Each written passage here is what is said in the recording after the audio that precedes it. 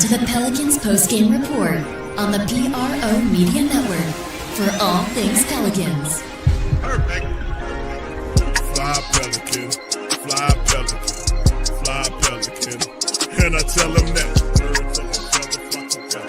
Fly down, the Pelicans forever.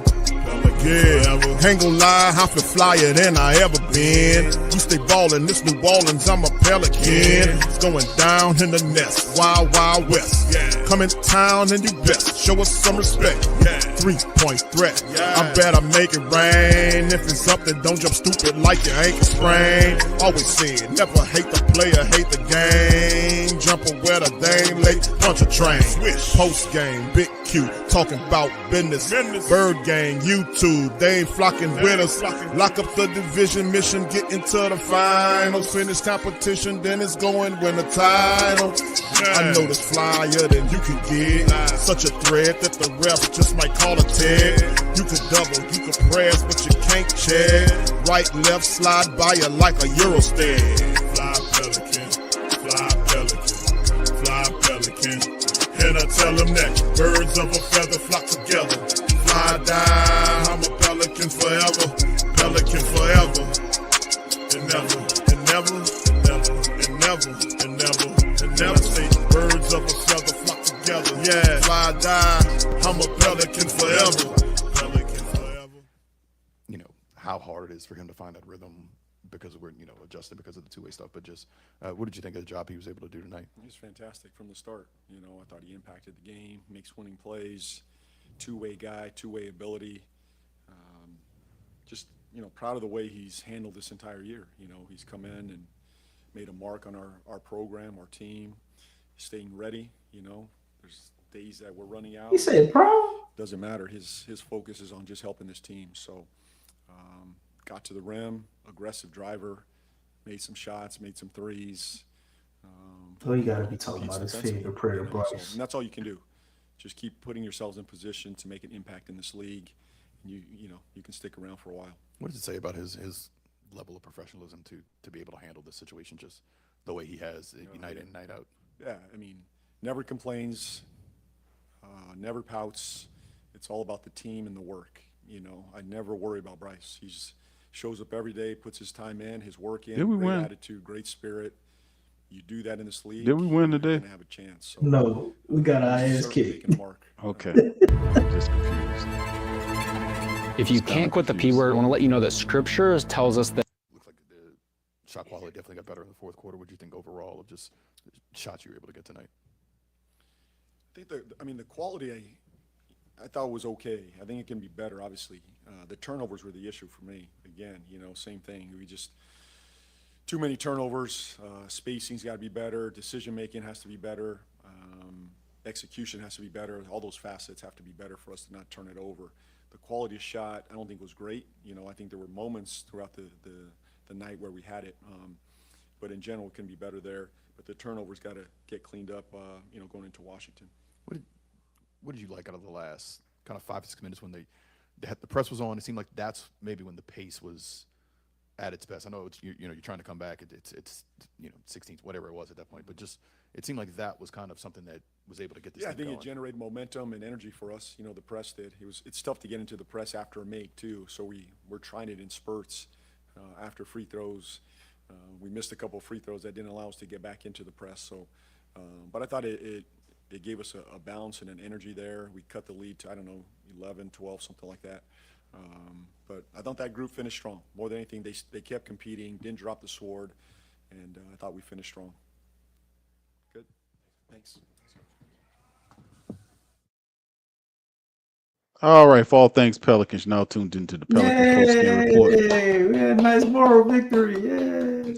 Much love to the fan. Appreciate y'all being on this installment of PPR. The Pelicans dropped the 9th in a row, man.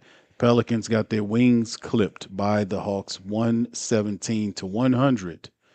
PPR recap, man. We in this thing, DC and Big Q in the building, man. On this one, y'all feel free to hit the like button. Pelicans basically in free fall right now. They lose to a team that made a trade that traded one of its best players. and they still handle up on the Pelicans tonight. That just shows you, how things are. Matter of fact, let's kind of recap that thing right quick because the Hawks did make a trade. They finally traded Trae Young tonight, in case you guys didn't know. Hawks sent Trae Young to the Wizards for C.J. McCollum and Corey Kispert, according to ESPN. The trade in Young's stint as the face of the Hawks franchise after 7+ seasons and sends the 27-year-old to his preferred destination in the nation's capital to be the lead guard for the Wizards. Top of Washington official Michael Winger and Will Dawkins have searched for an anchor for their burgeoning young talent, and the franchise believe the trade is the next step in the organization's development process amid a rebuild. So it also reunites Young with the Wizards executive Travis Schlenk, who drafted him the 5th overall back in 2018. The Hawks are now poised to turn the page to a new era with the emergence of Jalen Johnson, NAW, Dyson Daniels, and several other players there. So, but they also add depth with McCollum, who serves as a valuable plug-and-play veteran for the Hawks while holding a $30.6 million expiring contract. Moving Young also provides Atlanta with added financial flexibility to pursue a large salary over the next several months, with Dallas Maverick star Anthony Davis as the prime target, ahead of an incredibly valuable, most favorable of New Orleans and Milwaukee first-round pick that is due in June. So at 17 and 21 entering, or they now 18 and 21, coming against the Pelicans game, Atlanta is 10th in the Eastern Conference, but the Hawks are 2-8 with Young in the lineup. Young's agents mentioned a few other things. So anyway, now he has $95 million remaining on his deal through 26-27 with player option in the offseason. The Wizards will move $30 million below the luxury tax, opening up a roster spot to continue pursuing further moves as well. So there it is. Trae Young leads the Hawks as the all-time leader in three-point shooting with 1,295 three-pointers there. An assist game at almost, he had over 4,800 of them. And he led the Hawks to the postseason 3 times with the Hawks. His tenure is over. So there you go right there. This is the trade that happened for the Hawks as they get flexibility. And like it says, they're lining up for a swing at Anthony Davis. But speaking of what's happening with our Pelicans tonight, and we go to this, the Pelicans are not doing as good as we expected. We know Trey Murphy did not play in this matchup, neither did Herb Jones, and the Pelicans go down in flames. So, DC, quick thoughts before I hit with the stats.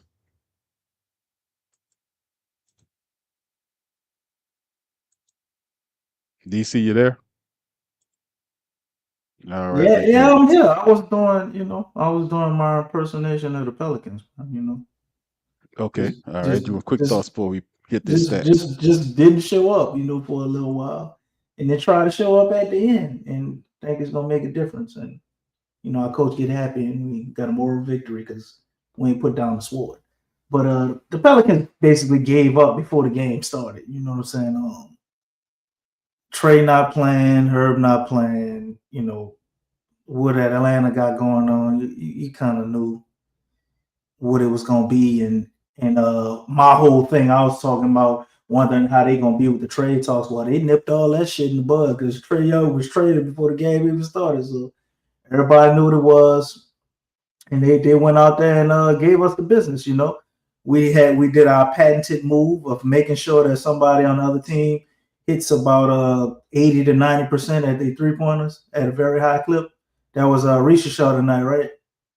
The former number 1 pick last year that we heard rumors or whispers about him possibly being traded. Well, he looked like a number 1 pick tonight, right?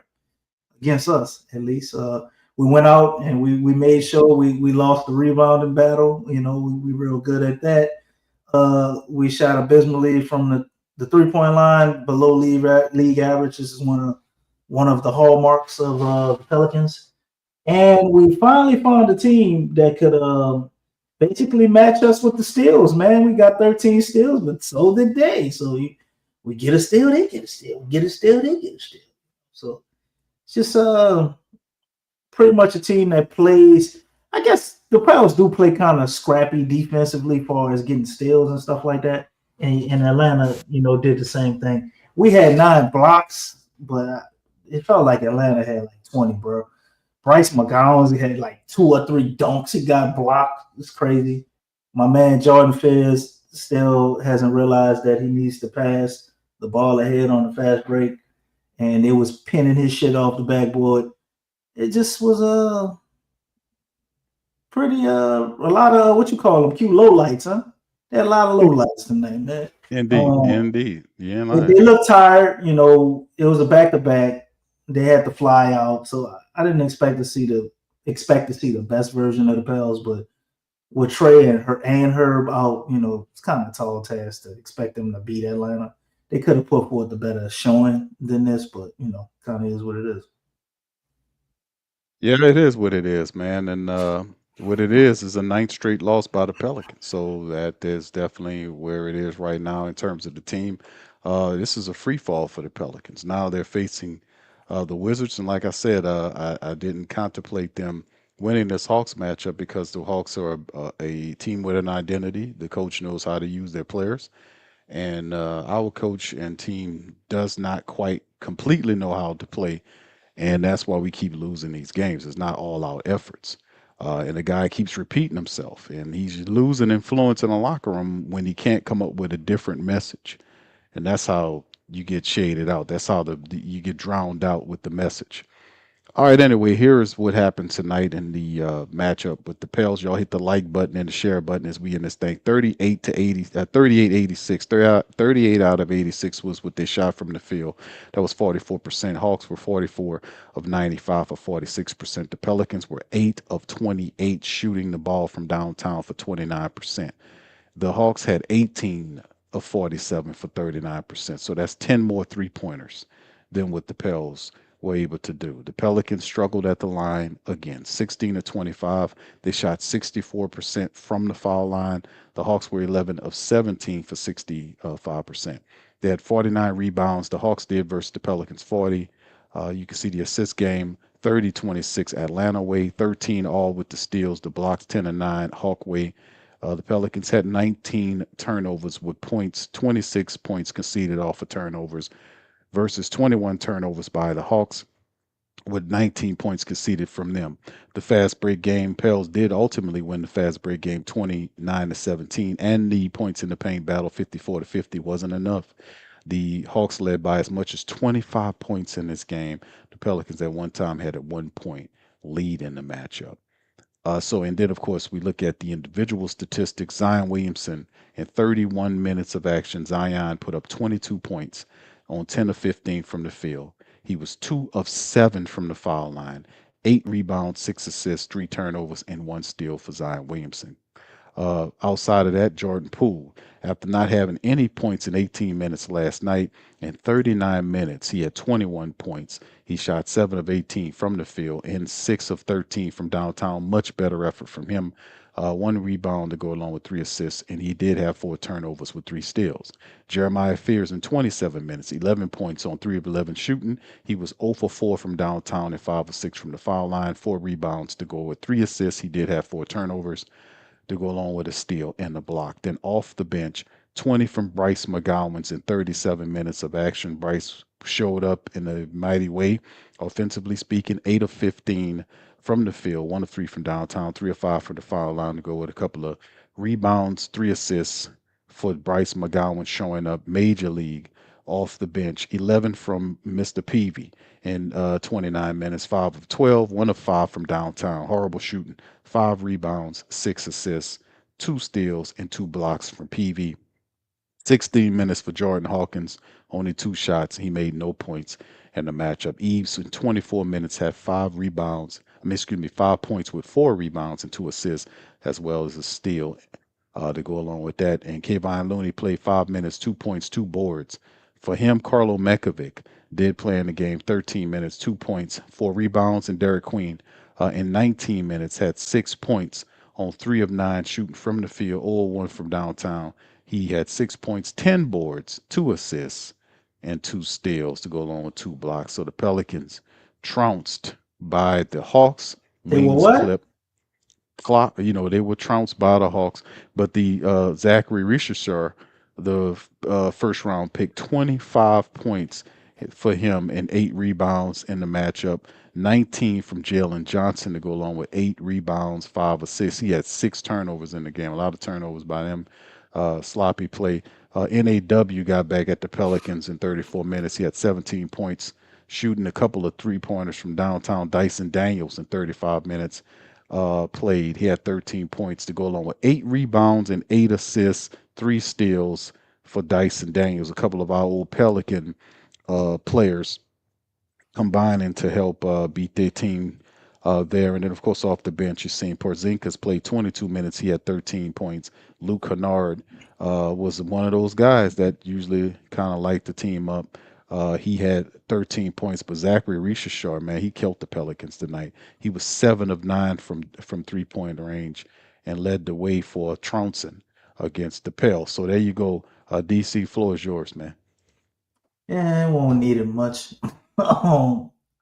It ain't a lot to talk about these stats, man.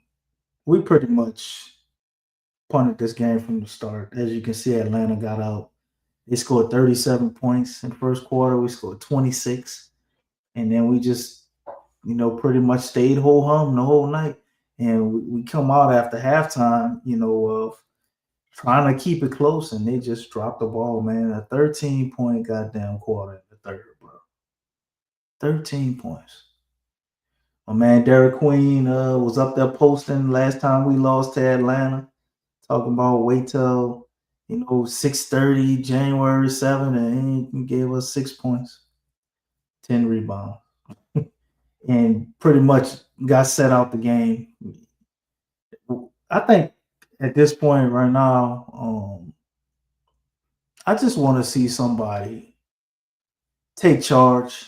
You kind of saw it with Trey the other night, even though we lost. But that's kind of what these are developmental minutes at this point, man. Somebody need to go out there like they want, like they want it. Like, how is Zion out here tonight playing 31 minutes, and Jordan Poole took more shots than him? Like, Zion only taking 15 shots. Like, come on, man. Somebody got to take him. What you doing? Force some of that shit. But it's almost like they've just succumbed to what they are, man, and they're just accepting it. Yeah, Bryce McGowan's, who he had a solid night tonight. Probably is this a career high for him? Might be. He had 20 points tonight, played 37 minutes. But towards the end of the game, it did look good or solid. Everybody talking, but I mean, Atlanta probably wasn't even really trying anymore at that point. But I just want to see competitive basketball. Pels have been losing all year. We know what it is, but it's like, come on, man, you can't this type of shit. This what got Willie Green fired. They're just not showing up at all. Don't care. Like, no pride. Man, we could have got some people play 21 and they gonna play harder, man. Out at the park. It's just like it's another day at the office for them, man. I hate when they look like this, and this is unacceptable. No matter who's out there. It's one thing to win the game. It's just another thing to just be lethargic, stupid, lack of effort in the whole nine, man. It's just a mess. So we saw what Trae Young got traded for, which was peanuts. So they basically shit. Didn't we gave up more to get Jordan Poole and Sadiq Bey, huh? Then they gave up to give Trae Young.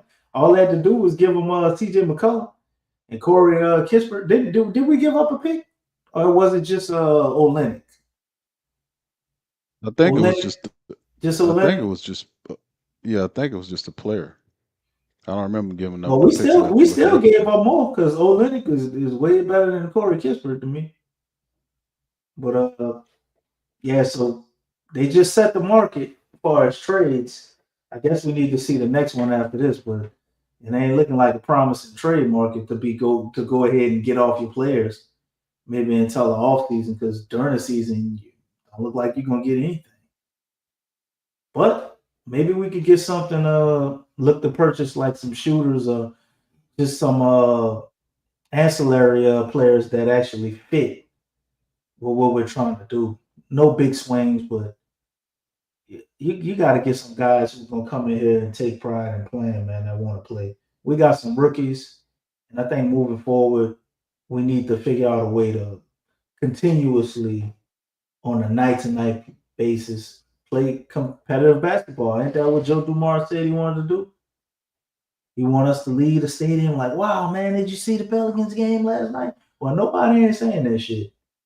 And the only time they probably did say it was against that in that 5 game winning streak, especially when we beat the Rockets. But that's a long time ago now. So Pelicans need to figure out how to get it back on track, man, and continuously show up with effort and compete every night, man. You should be having games that go down to the wire. If you're gonna lose, you're gonna lose, but you shouldn't be out of the game. Shit, before the fourth quarter even start. Sometimes before halftime, it's just like we out of the game, man.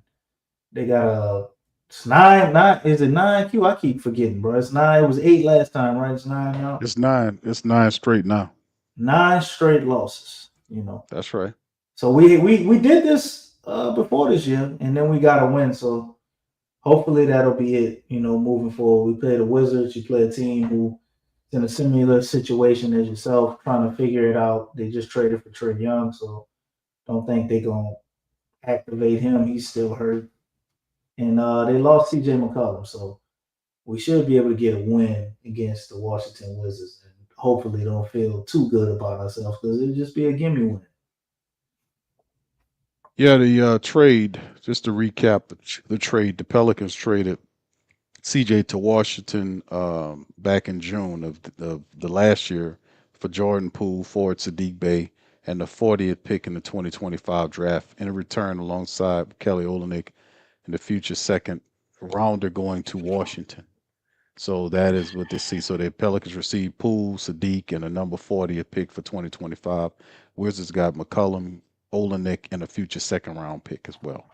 So there you go. That's the trade. So they did have some second rounders thrown in there as pieces. But pivoting to weird thing is that we lose to the Hawks tonight, and then the Hawks and the Wizards do a deal, and then guess who we play? We play the Wizards. So we play the two trade teams, the two teams that did the trade with the talent. So next up on the docket is the Wizards. So we have the Wizards. The Wizards is one of the worst teams in the NBA currently. They are 10-26. For the duration. And Damn, this, they like I actually told they you, got worse defense than us. That's crazy. yeah, they're 10-26, and actually, their record is better than our record. So that goes to show you how crazy this season is for us. It's real crazy stuff. But Sar is one of the top players for them. He averages what is Sar's average only at 7.2 points, 17 points a game, 8 rebounds. So he's the top points getter for his squad at 17.2. He averages 8 rebounds per game. He shoots almost 50% from the field, and he's the guy's is pretty. It's a pretty good big for him. George, Keontae George, I think he's the top assist man with 5 per contest. The positive thing for the Pelicans against the Wizards is, which is a Friday matchup, that we're anticipating Trey Murphy, who leads the team in scoring. Derek Queen is our top rebounder, and as well as our top assist man is also DQ. So 4 really good players for us, really pivotal players we need to have to win games.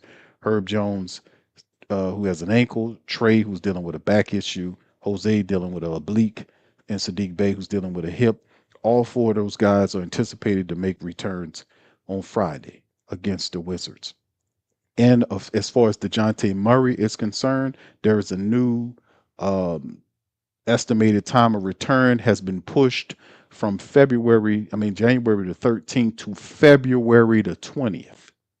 So that is the estimated return time. They pushed it all the way out to there as well. So will Trey Young. So you have Trey Young and the other fantastic Trey that we seen that we talked about last year that came out of the draft. So Trey is now the future backcourt for that Washington team. Will he play in this Monday? Will he after the trade? Could he be the first one that we match up against? It'll be interesting to see if he'll play in that matchup as well. But they're anticipating him to be back from quadricep as well as Chris Middleton with the knee issue. Keyshawn George is also dealing with a hip issue. He is supposed to get back. The only one that's not supposed to make it back for the Wizards is Cam Whitmore, who will be out till late January. So this is some of the stuff that we're talking about. Like I said, we are on a 9-game losing streak. The Wizards are 3-2 over the last 5 contests. We're going up there in their building. They're 6-12 and in their building. So they're 6 of the 10 wins that they do have was fought in their building. It's 2 cellar dwelling teams. A lot of people are anticipating the Pelicans to do at least get the W in this one, man. That's the bottom line. As we look at these statistics right here, you can see that the Wizards are not very good, man. A lot of the statistics are in the 20th. We'll see how it looks, man. They're getting Trey Young there. So they're going to be feeling a little boost to something, bro. So it's going to be interesting to see what this team looks like. But ultimately, as things change. Let me get the depth chart on the screen for the family members too to see. This is the depth chart right here, so you can see what potentially could be. And they estimate Trey Young to return on Friday against the Pelicans. Kayshawn George, Trey Young, Kayshawn George, and Chris Middleton are all anticipated to return on Friday against the Pelicans. So you'll see Trey Young, you'll see George, you'll see Middleton, you'll see Trey Johnson and the rest of Alex Sarr and the rest of these guys here. So this could be a little different than what we customarily would see from the Wizards team. That might be having a little step in, a little perk in a step because of the trade. Can the Pelicans get the victory? I made this call early on yesterday when I said that out of the next 2 games, which was the Hawks matchup tonight and the Friday matchup against the Wizards, I said that the Pelicans were going to lose to the Hawks and beat the Wizards. I'm still going to stick with that. I still think the Pelicans will stop the slide at 9. I'm going to stick to my guns on that. Even if Trey Young does play in the game, it's a lot to learn. A new system. It might be a little too much for him. Then again, he might be playing limited minutes. We'll see how it all looks. And with that being said, I'm gonna still take my Pels to stop the slide of 9 straight losses against the Wizards. What say you, DC? What you got? I mean, I agree with you, man. I think they get their first win against the Wizards. This isn't surprising. This is a team that really ain't playing for much but development. They got Trey now. Maybe they go on a run, but I don't think he plays Friday after getting traded. Tonight. I don't know, man. I don't think he suit up. He probably still be out that one game, or even if he does, it ain't like he gonna look like Trey the first night. At least I don't see it. But we are the Pels, so weirder things have happened. But they got a lot of like guys that could potentially be out of this game, or are they expecting to make a decision on the day of? But this is what you gonna have right here.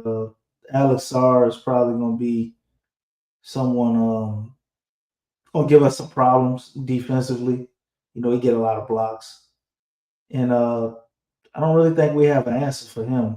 We're having a problem pretty much stopping anybody from doing anything, especially when it comes to bigs. It seems are people who can attack in the paint, kind of have their way with the Pels, man. And then we got to find who the mystery 3-point shooter is going to be. That's probably going to give us some problems. It seems like a nightly thing. I say Trey Johnson is somebody we probably got to look out for on that standpoint. Keyshawn George, you know a lot about him? I'm not familiar with his game much. A little bit. I watched him play a little bit. I know he's a decent shooter of the ball, man. So it's a decent player, man. But more so, He I got know some more good so young about. guys from what I've heard on Yeah, Washington. A lot of people are real high on their future of what they have, talent wise. yeah, they really excited about these guys that they have, man. with Trey Johnson. I think a lot of people are interested to see Heard a lot about Trey Johnson Bilal, stepping in. Yeah, Trey Johnson, Kalabali. Kalabali, yeah. Yeah. So I mean, they got some interesting young And don't pieces. they still got Bub Carrington too? Yeah, Bub Pretty Carrington's here. pretty There you solid. go. You know. Yeah, yeah, Bub is there. So yeah, they got some interesting pieces, man. The bottom line is it's a very young team, and Trey wanted to be the leader of this, of this team, and like they said, the general manager who drafted him is there in Washington, so he believes in Trey Young. So Trey has all Mhm. these young players who a lot of them can shoot the ball, and they want to do an exciting brand of basketball. Then we're gonna see how they do it, man. But I still, like I said, I still will have the Pelicans. I picked the Pels to win this matchup against this Wizards club. I still think the Pelicans are due for a win. Now it's been 9 straight losses by the Pelicans. This is by far, in my opinion, the weakest team that they'll face, um, over the next several games. And if they want to get on the plus side of getting back to being successful, they got to go up to Washington and take care of business against this team. Um, and then of course it'll be a lot of what's going on with the Pelicans as they continue to lose. You'll continue to hear a lot of the trade rumors ratchet up about around several of its players, and that's a part of what happens when you kind of are in the state that the Pelicans are currently in. So man, um, I got the Pelicans winning this one, fam, against Washington. I think they'll stop the slide, man, and get back on the plus side of things, man. So y'all let me know in the chat how y'all feel about this thing, man, because it's been a long time since they got a win, man. A long time. Very long time, man. I mean, almost too long, man. And just the way they've been taking these losses, man. I think that's the most concerning thing for me.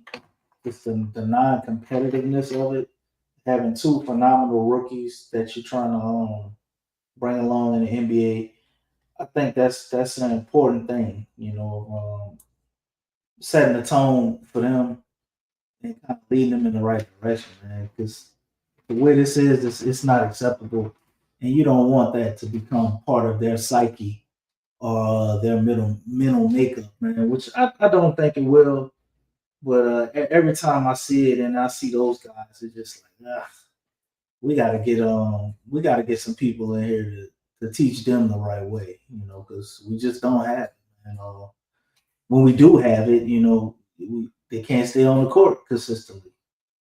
Well, I mean, what would it have looked like tonight with Herb, Trey, and Sadiq? I would imagine it would be different, but the lack of effort it's concerning for me. But moving forward, what can you do other than keep playing, man? You got the Wizards. They got to turn around and go up against Orlando, who looks like they're struggling a little bit too. So you have so many times I think the Pelicans are put in a good spot where they could try to take advantage of something, and they just don't for whatever reason. We have teams that come and kind of leave the door wide open for you, and we just never figure out how to walk through it. So at some point, that has to improve. There's no reason for us to tank. If they want to just play the young guys, I would understand that, but they just got to keep working at it, man, because there's just nothing to lose. So I guess we just gonna have to keep trying different lineups, keep trying stuff. Discouraged by the lineup tonight. I was happy to see Carlo start. Shit, did Carlo even score tonight? It's just weird, man. So chalk this one up You to got some points. how many did You he got score? Let me see. 2 points. Two points. 2 points in 13 minutes. I don't know, man. Maybe Carlo just ain't a starter. Both of his games starting were probably some of the worst performances I've seen from him. So he started But to it's only play 13 minutes. it's just 13 minutes though, But he did get 4 rebounds, I a mean, he block, has and a to be a steal. negative 18 in those 13 minutes. So I don't know. Maybe it's too big for him right now, man. He don't feel comfortable. I don't know what it is. But Carlo Yeah. gonna get you a block and a steal every game. That's just part of what he do. got a lot of energy. But Yeah, but you didn't have too many Pelicans at all that wasn't negative on the plus minus, bro. he was the Don't worst though. he was. He was minus 18. Queen was minus 13. And minus 15 was Fierce. Yeah, And the only guy that wasn't that bad was Eves, and that's because he was zero on the plus minus. right. So So, yeah, 2 points in 13 minutes, bro. 14 but you know, boards the rookies playing on a and back to four back. I boards. don't expect them to have great games. I thought Queen would be better because he didn't really seem like he was kind of just taking it easy. Like last game, he didn't seem to overexert himself to me. But at a certain point in the game, they just kind of took him out. Man, Queen only played 19 minutes. So you had Yves in there a lot more for defensive purposes, obviously. And I don't know, they're gonna have to figure that out, man. The right lineup on the side of Derek Queen. Because man, he don't want no parts of them guys coming down the lane as far as being a rim protector or even somebody that's a deterrent. I don't know if that's something he's got to learn or if he don't have the legs for it, if he's tired, if he's trying, I don't know what it is, man, but he just it's like defensively sometimes he just gonna let you run past, man. He ain't even trying with that shit. But nonetheless, I didn't expect a huge game from the rookies on the back to back. But I don't know, I expected more from Queen.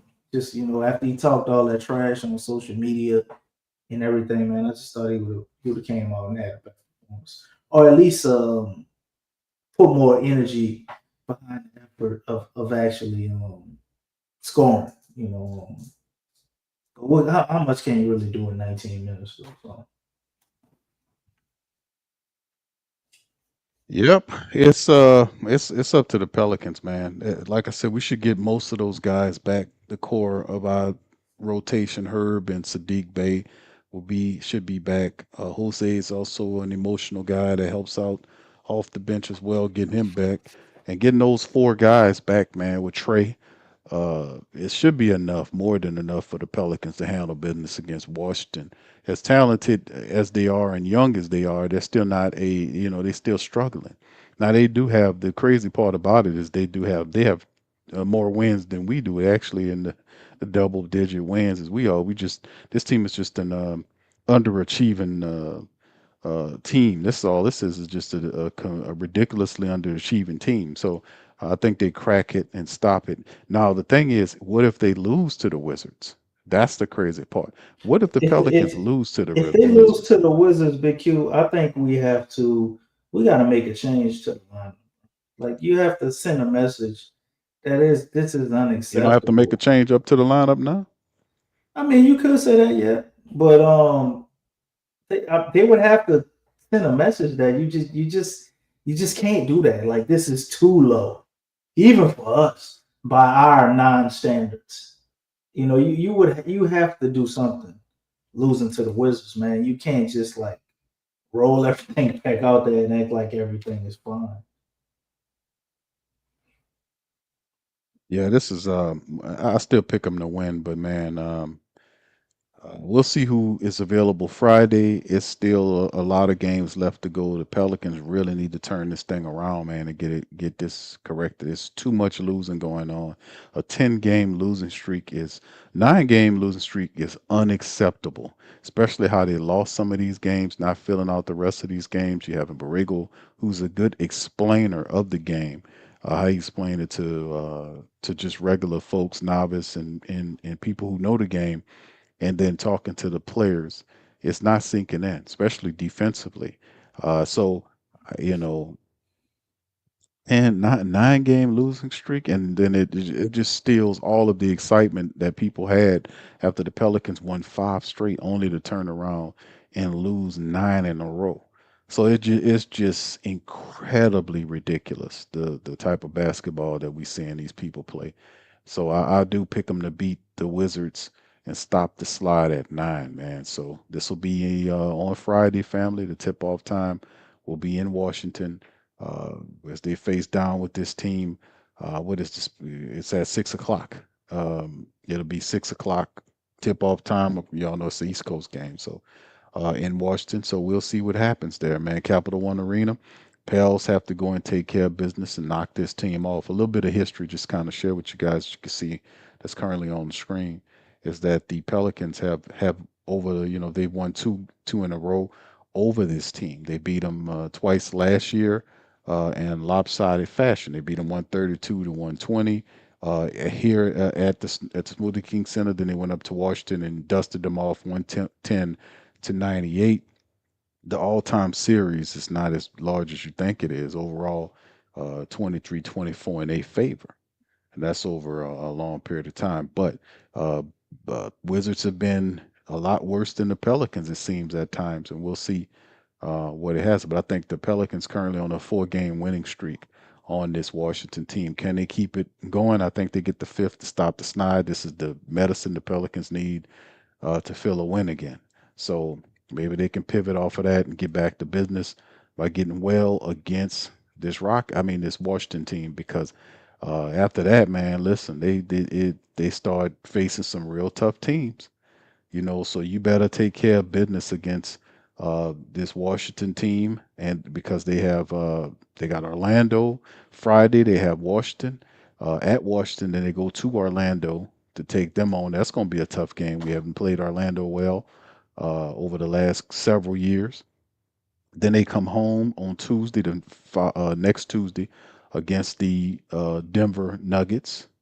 They have a back-to-back. The first one at home is against Denver. The Wednesday game next day is against Brooklyn.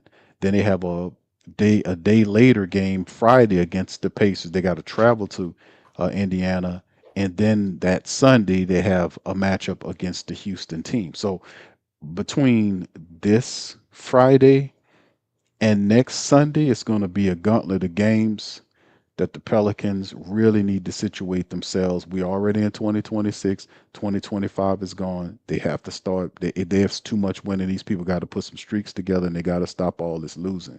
So at this point is when you really need to start getting serious about yourself and getting this stuff together, is all I'm saying, if you're going to do something. But anyway, last thoughts before we break out, DC.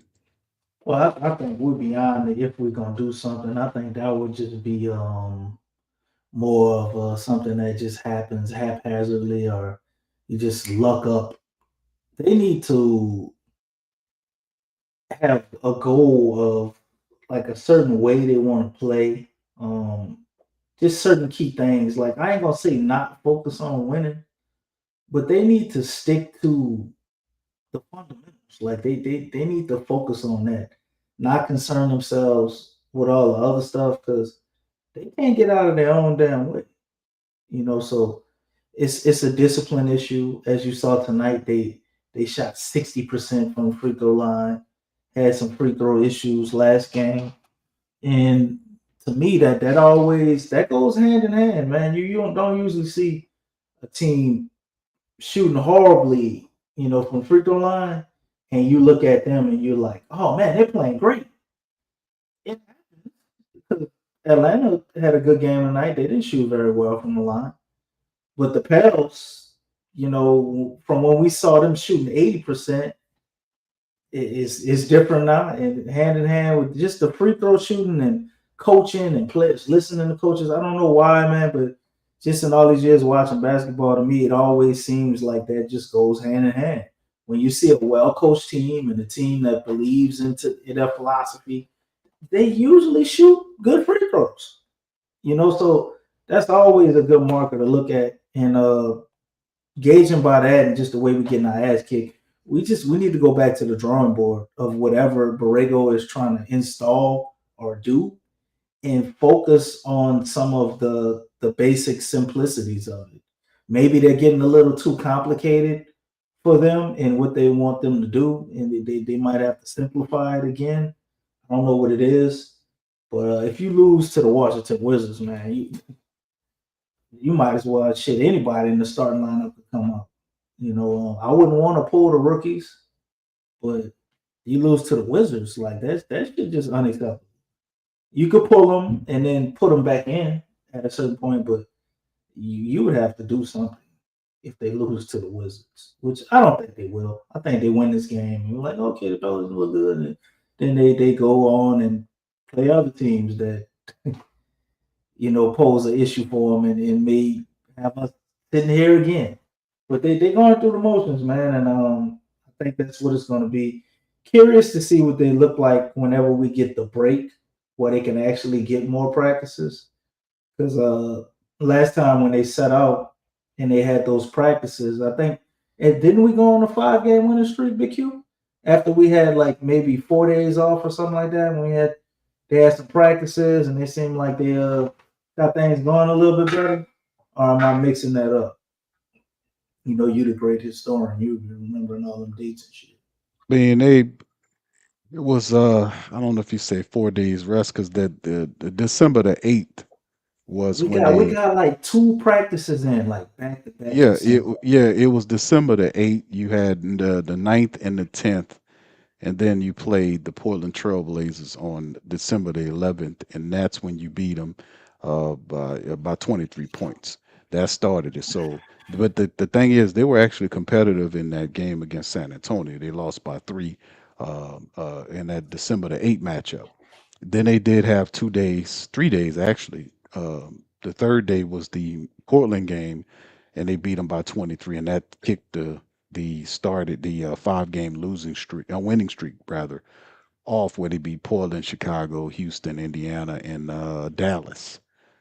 Then yeah, that kind of reared it. Then they got the tired legs because the next day when they beat Dallas by 6, they had to go to Cleveland, and that's when Cleveland routed them. Like 141 to 118 or something like that. Then after that, then they started losing all over. They lost to Phoenix twice, New York, Chicago was in there, Portland was in there, Miami, LeBron's Lakers, and then tonight. So yeah, that they had 2 days rest plus the third day was the game against Portland. So yeah, they did have some extra days to rest before then, but they don't have that luxury. DC, where they'll have off tomorrow the 8th, but then they got to get back at it on the 9th Friday against Washington, and they don't have that breaking period. That's what I was saying over the next games between just focusing on the block of games between Friday, January the 9th and the Sunday, January the 18th. The way the schedule is set. They're not going to get a good break until after that Houston game when they'll be off the 19th and the 20th, and then they come back against Detroit in the Smoothie King Center on the 21st of January. So you're not going to get a 3-day or 2-day rest period like you've seen for that spurred that 5-game winning streak. Because most of these games you got Washington on Friday, then at Sunday 2 days later you got Orlando. These are road games, so you're traveling from Washington to Orlando, then you come home 2 days, on the 13th. So Orlando is the 11th. The 13th is at home against Denver. The next day they welcome Brooklyn. So it's a back-to-back Denver and Brooklyn. Then they travel to Indiana on the 16th. So it is 14th is Brooklyn at home, the last home game. Then they travel to Indiana on the 16th. And then 2 days later, or really, 2 days later, they got Houston at Houston. So, and then you get the 3-day or the third 3-day period when they get 2 days of practice, and then they match up against Detroit, who's really playing well right now. So, yeah, you don't get that break. So you're gonna have to practice during the game. That's what all I'm saying. They ain't doing nothing but practicing anyway. They're like, oh yeah, we got to practice to refine technique. Hell, they ain't doing nothing but practice anyway. That's all they doing in the game is practicing. You got to be getting this has to count for something. If you playing real reps in the game and you saying you're not getting enough practice, you better get your practice in the game, brother. That's the bottom line. It gotta come from somewhere. Because you're dealing with the same problem everybody dealing with. The schedules are pretty much in the same stratosphere. It's a busy schedule. That's why you got to be on your stuff, using your depth, all this kind They of stuff. they're not disciplined though, Big Q. So I get you, they but need them that's practice not an reps excuse. for they need to like they need to go through certain situations. You know, like You're when you're not in gonna get that. practice. They're not stopping the games for the Pelicans No, to I'm practice, saying, DC. well, no, they need that, but they need to go through They're certain going. situations over You and ever heard over that? and over and over and over But and they over. but they are going to the same situations over and over and over and over and again. No, That's what I'm talking they about. going through multiple situations over and over. They need to focus Exactly. on like the worst ones. They need to focus on like one because they can't process it all at They the need same to- they time. if you can't get your practice on the side of the game, you got to get your practice during the game. And the Pelicans losing these losses got to count for something. Them guys in there, they getting reps. They out there competing against other people. These games have to count for something. If you can't get your practice the way you usually get it, you got to get it some kind of way. Losing is not an excuse. A lot of times, what's going on with the Pelicans is not always them implementing and practicing and applying scheme. It's mentality. That's the major problem with the Pelicans. They're not strong enough mentally. That's what I'm saying. Other teams want games. They just press the Pelicans. That's what Borrego's been saying. See, um when the press conferences start fading on your ears, because people start tuning out Borrego because he's starting to repeat himself. But the message that he keeps saying over and over again is the fact that we have to finish games, we have to play harder, we have to be able to match physicality. Don't that sound familiar? Yeah, it sounds like Willie Green, but it sounds smarter because this guy actually has the ability to try to implement it in a way that's smart. The players are just not picking it up. They're not picking Maybe it it's up the fact that consistently. it sounds like Willie Green, bro, and they're just sick of that shit. It is because he probably got it. Willie Green probably got it from him. Damn, I that's mean, for Willie Green that had you'll nothing see. original. Well, I'm It just was saying James Borrego and Monty Williams, and you put that together, you got Willie Green. he didn't have much of a personality. If you listen to Willie Green, in separate interviews, he doesn't have any standard. Like, I mean, he didn't have any personality. Everything he says is cliche-ish. Usually, when you hear somebody talking like that, they don't have in-depth knowledge on the game. Like you Mm-hmm. hear James Borrego break down, he can go levels into it and explain exactly why the team is failing. Like, we'll talk about it. We'll talk about fundamentals. We'll talk about execution. We'll talk about just overall basketball IQ and discipline. You got to have a high degree of basketball IQ. You can be smart, but you also have to understand and know when in the game to ratchet up your physicality. Like he talked about in the Lakers game. I seen a guy write an article and talked about LeBron James. It was nothing the Pelicans could do about what LeBron James was going to do. And I say, hell yeah, it was something the Pelicans had the lead. They had the lead going into halftime. They had the lead for the entire third quarter period. Pelicans lost the game in the fourth quarter because they did not match the intensity of the Lakers. When the Lakers started hitting those shots, the Pelicans were supposed to get really supposed to ratchet up that energy and match what they were doing. That's how you stop those teams. That's how you force the momentum to change.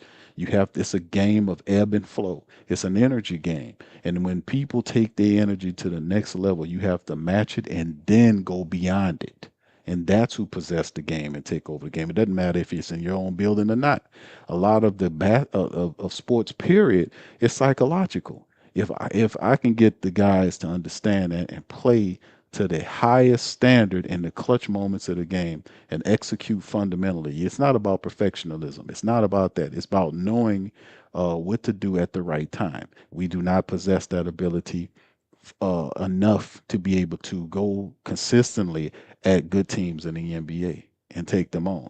The Pelicans have talent during these games. You see Zion Williamson performing.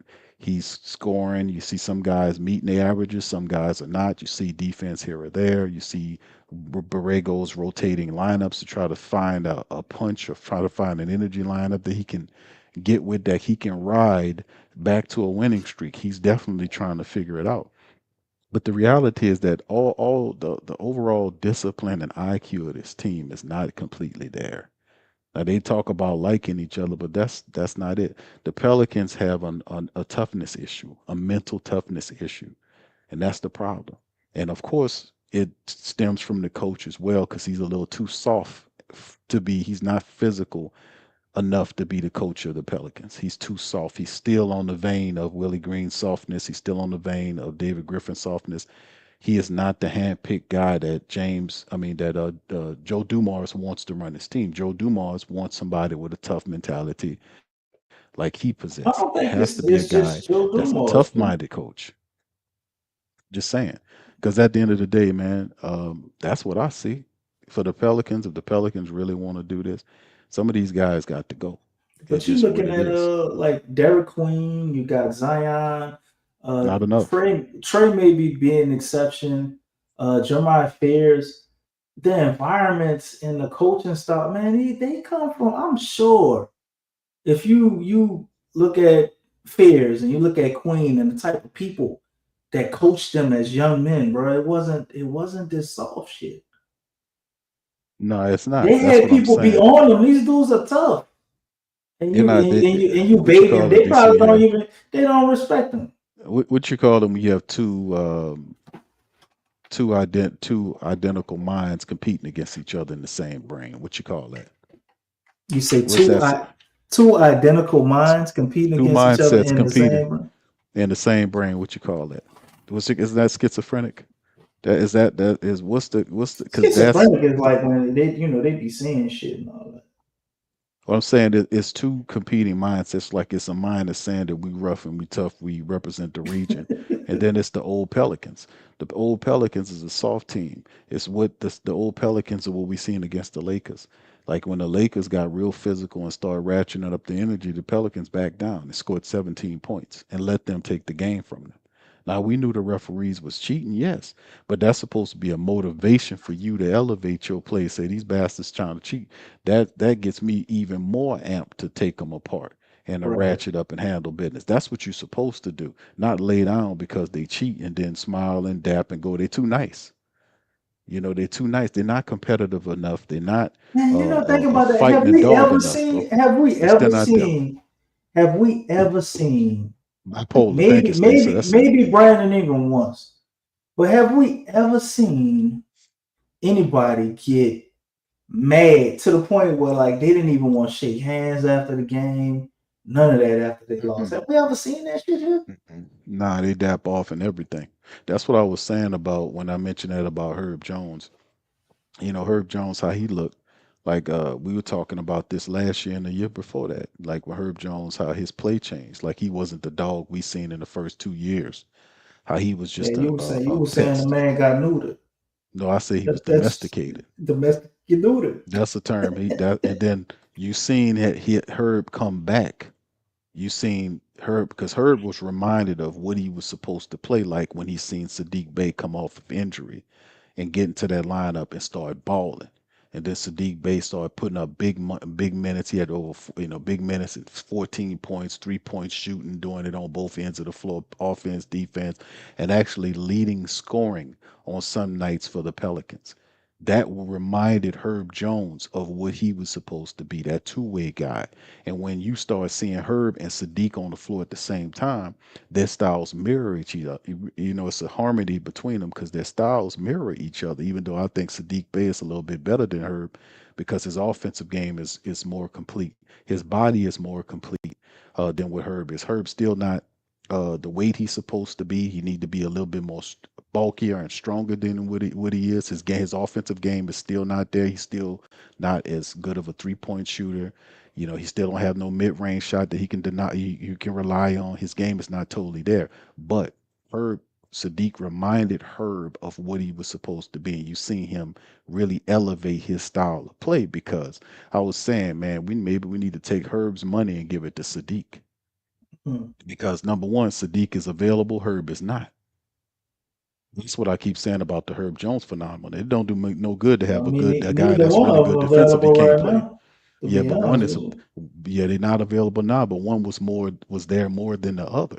but last year Sadiq, he's coming off a messed up knee. So like, how much more available is he really?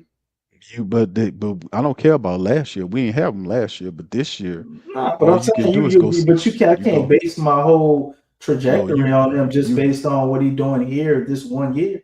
man. What's his history in the whole I'm NBA? I'm basing it on what I see this year for what he's doing for this team here. He healed. He came back from that year. He was off the whole year healing. He came back, got back into the sport. We seen Herb get healthy and came back, and Herb is in and out of the lineup. You've seen more from Sadiq Bey this year than you've seen from Herb Jones. And this is not a smash down Herb Jones thing. The bottom line is what I'm saying is at some point, somebody in the organization that has some weight, that has a blueprint for the team, has to decide on what way or which direction, how he going to get to the mentality to build the team to mirror the city's mindset, the blue collar nature, the toughness, the grittiness. At some point, he's going to have to figure out a way how to get to that. That's not Borrego. Borrego is still from the previous administration. So you see, the whole situation with the owner preventing him from totally washing his team out. See, they only letting them wash each. It's not like you doing a whole house clean in DC. It's like somebody letting you into the house and say, I need you to clean the house. And then they wall off one side of the house and make you clean one side of the house and deny you the opportunity to go to the other side. That's what she did. She did not allow him to fire Willie Green at the onset of the season. That way, we would have got rid of both Willie and Borrego and his entire staff, and they would have brought somebody else in here who can establish that identity. You won't get the gritty nature that Joe Dumas wants from James Borrego. You won't get it. Not from this staff. You have to have a new coach here with his own staff that mirrors what Joe do. Joe is not going to come down and coach the team. The best he can do is find the proper coach to, propagate that mentality into the team. And then a lot of these players, some of these players ain't gonna be on this team no more. I mean, you got to have a coach that's smart enough to know how to use their guys. Look how Atlanta, they're not perfect, but look how they play Drew Johnson. I mean, the guy they know how to use him to the fullest.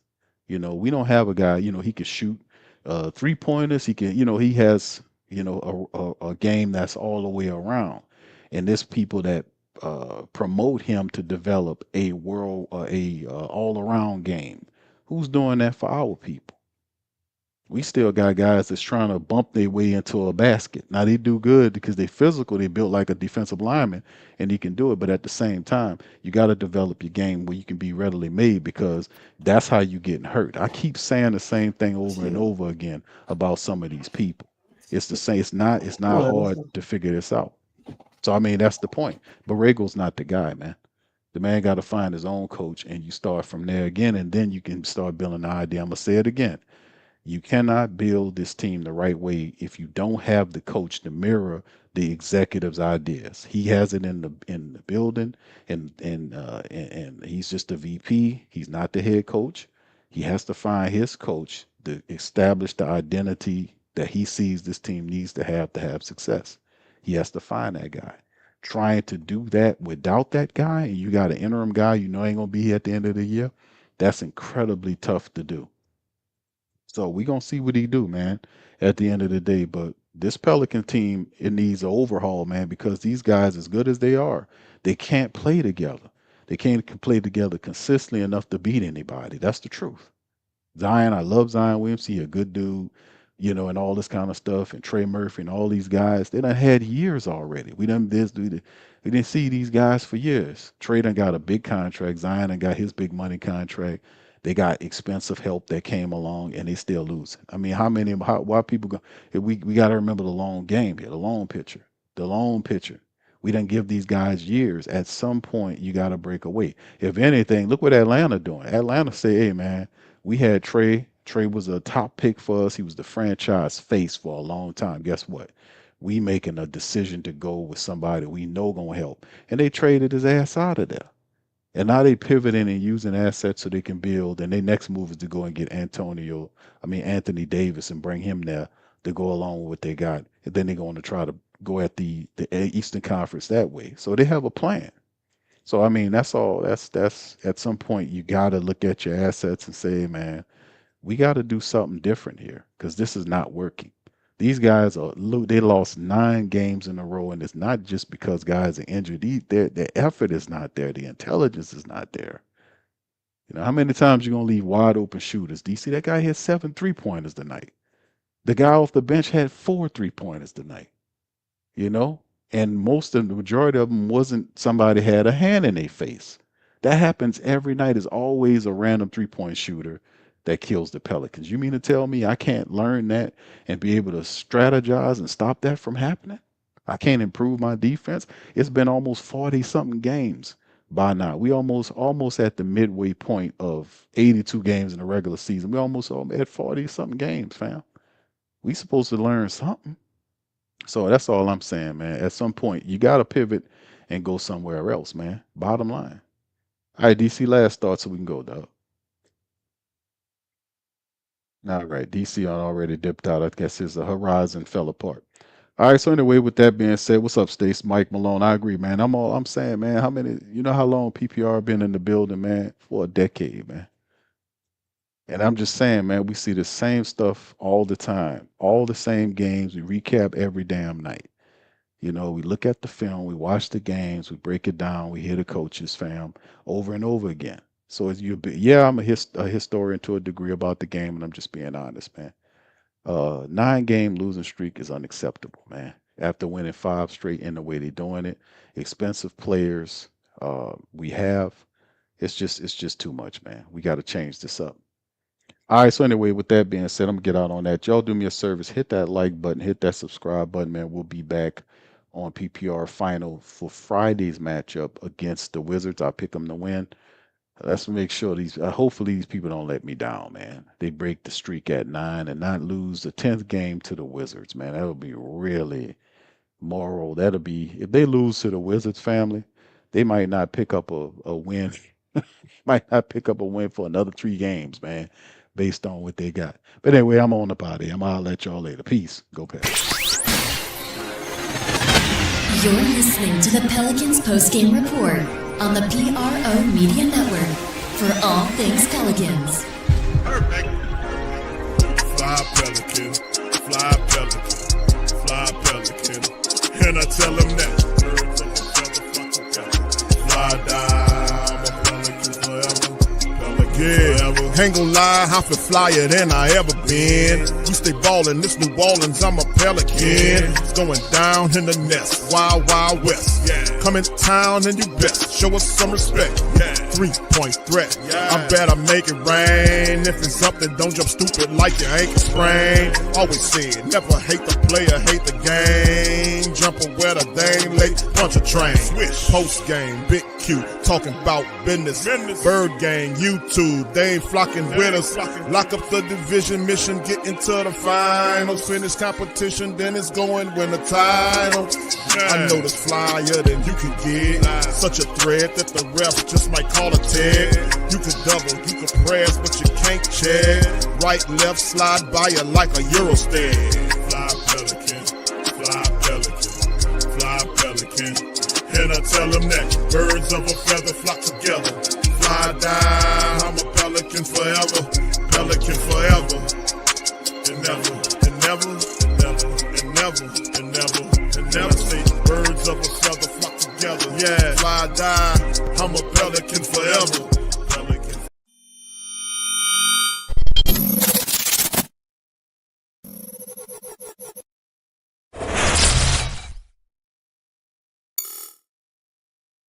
Hey, New Orleans! Whether you're catching up on Saints news at Jackson Square, checking Pelicans scores in the Garden District, or staying updated on LSU while grabbing coffee in the French Quarter, there's one place that keeps you connected to everything that matters in our city. From Bourbon Street to the Superdome, from Preservation Hall to the Riverfront, New Orleanians are staying in the know with thewhodatdaily.com. Your daily source for Saints, Pelicans, LSU, and all the sports, music, and culture that makes our city special. At work downtown, at a game in the Dome, or just relaxing by the Mississippi, wherever life takes you in the Big Easy, you can stay connected. Because when you're from New Orleans, you don't just live here. You stay in the NO.